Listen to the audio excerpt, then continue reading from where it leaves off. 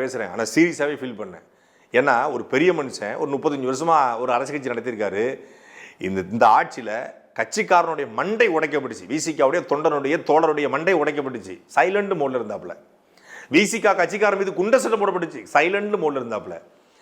விசிகாவுடைய core பாலிடிக்ஸே ஒடுக்கப்பட்ட மக்களுக்கான, குறிப்பாக ஆதி தமிழருக்கான, அடித்தட்டு மக்களுக்கான, பறைய சமூகத்துக்கானது. அந்த சமூகத்திலிருந்து கிளந்து எழுந்து திருமாவளவன் வராரு.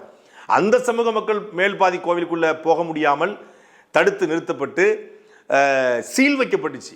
ஆலய நுழைவு போராட்டம் நடத்தியதாக சொல்லப்படுகிற திராவிட இயக்கத்தின் நீட்சியா இருக்கக்கூடிய திமுக ஆட்சியில் மேல்பாதி கோவிலில் சீல் வச்சு பூட்டப்படுது.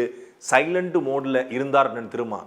உச்சபட்சமாக இன்னைக்கு வரைக்கும் யார் பண்ணாங்கன்னு தெரியல. ஆனாலும் மலம் கலக்கப்பட்டுச்சு. அதை வைத்து ஒரு அரசியல் பேசப்பட்டுச்சு. அப்பொழுதும் பெரிய ரியாக்ஷன் இல்லாம இந்த ஆட்சிக்கு ஒன்றும் ஒடுக்கப்பட்ட மக்களை நசுக்கணுங்கிற நோக்கம் கிடையாது என்று ஆதரவாகத்தான் நின்னாரு. சேலம் திருமலைகிரியில ஒரு ஆதி தமிழ்குடி சார்ந்த ஒரு இளைஞன் திரௌபதி அம்மன் கோயிலில் போய் சாமி கும்பிடுவதற்காக திமுகவை சார்ந்த ஒன்றிய செயலாளர் மாணிக்கராஜா என்பவர் ஆபாச வார்த்தைகளை அவங்க அப்பா அம்மா முன்னாடியே பேசுறாரு. பேசின உடனே உடனடியாக PCR வழக்கு, வன்கொடுமை வழக்கு பதிவு செய்யப்படுது.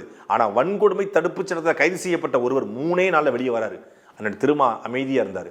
எத்தனையோ முறை கட்சிக்காரங்க அவமானப்படுத்தினாலும், சிதம்பரம் தொகுதிக்குள்ள அவர் அவமானப்படுத்தப்பட்டாலும், கட்சிக்காரங்க திமுககாரங்க ஒத்துழைக்காம இருந்தாலும், ஏன் துணை மேயராக, துணை சேர்மனாக தேர்ந்தெடுக்கப்பட்ட, கவுன்சிலராக தேர்ந்தெடுக்கப்பட்ட விசிகா பொறுப்பாளர்கள் பல இடங்களில் அவமானப்படுத்தப்பட்ட போதும், ஊராட்சி மன்ற தலைவர்கள், பட்டியல் சமூக மக்கள் அவமானப்படுத்தப்பட்ட போதும், ஆணவ படுகொலைகள், தீண்டாமைகள் தொடர்ச்சியாக நடந்த பொழுதும் இந்த ஆட்சியினுடைய எல்லா தவறுகளையும் சகித்து கொண்டிருந்தார் அண்ணன் திருமா. ஆனா ஒரு விழுக்காடு கூட இல்லாத தேஞ்சு போன தேமுதிகவுக்கு, விஜயகாந்த் இறந்து போயிட்டாரு, நல்ல மனுஷன், ஓகே.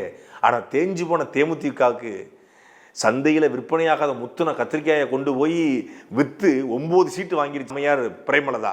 அவங்களுக்கு தெரிகிற யுக்தி எனக்கு என்ன தெரியல.